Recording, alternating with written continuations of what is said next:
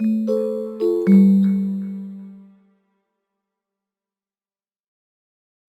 following video demonstrates how to introduce greater collaboration within your SDLC using the Microfocus Enterprise toolset.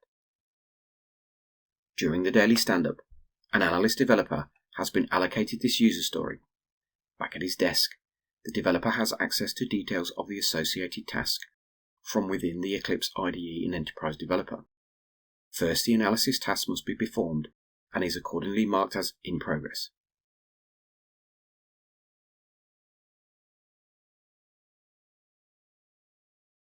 In Enterprise Analyzer, a code search query can be written to identify any potential changes to the application that relate to the requirement to increase the telephone number.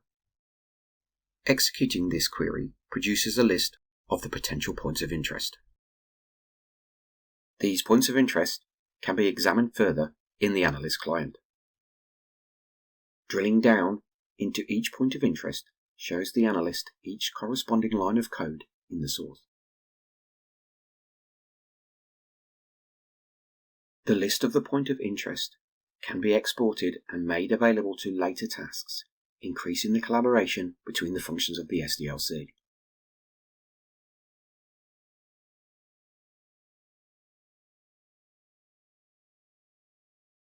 The analysis repository and the script created is also accessible to the developer via a web browser, which can be driven from within the IDE. Here the script can be executed and the results viewed.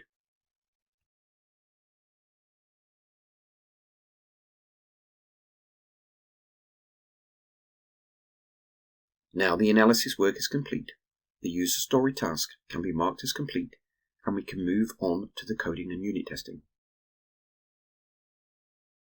Accordingly, the corresponding user story task is marked as in progress.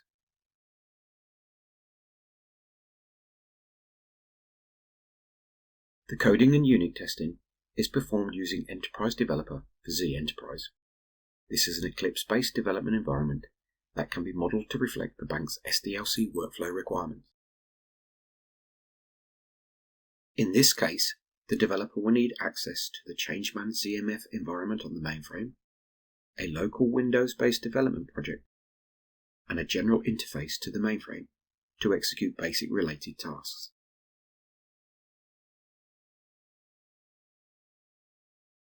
Access to all ChangeMan releases, applications, and packages are made available to the developer through this view.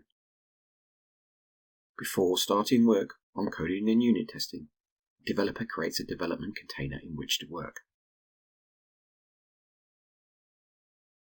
A development container consists of a ChangeMan package and an associated COBOL development project in Enterprise Developer and a local unit testing runtime environment specifically created for this task.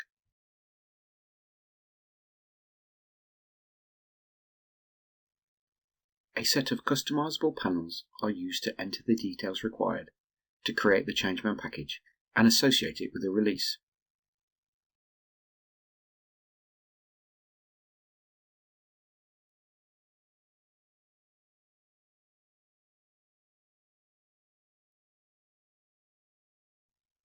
In this setup, the creation of the COBOL project and the unit test environment are optional.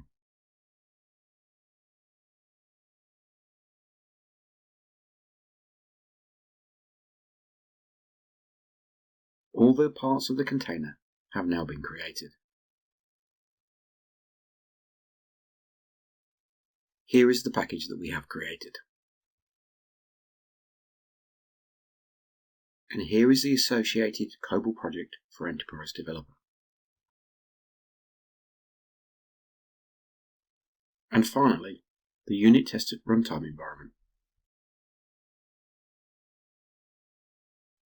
Now we need to check out our code from the baseline, and to do this, we're going to reuse the results from the analysis script to speed up the process.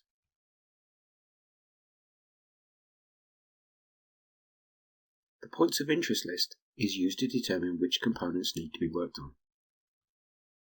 Library types are read directly from ChangeMan. All the components matching the library type are listed, and some or all of them can be checked out from the baseline.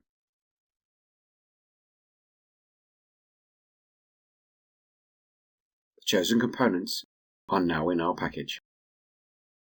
As we are performing the coding and testing in the local environment, the components need to be transferred to the COBOL project. The code is transferred from the package on the mainframe to the local environment. If you have good eyesight, you'll have noticed the program has been automatically compiled on completion of the download.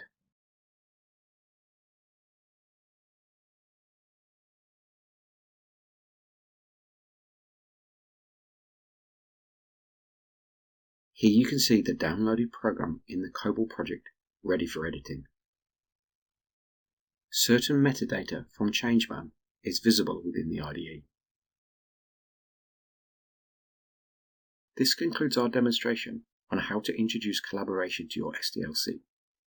Next, take a look at how to make it more efficient.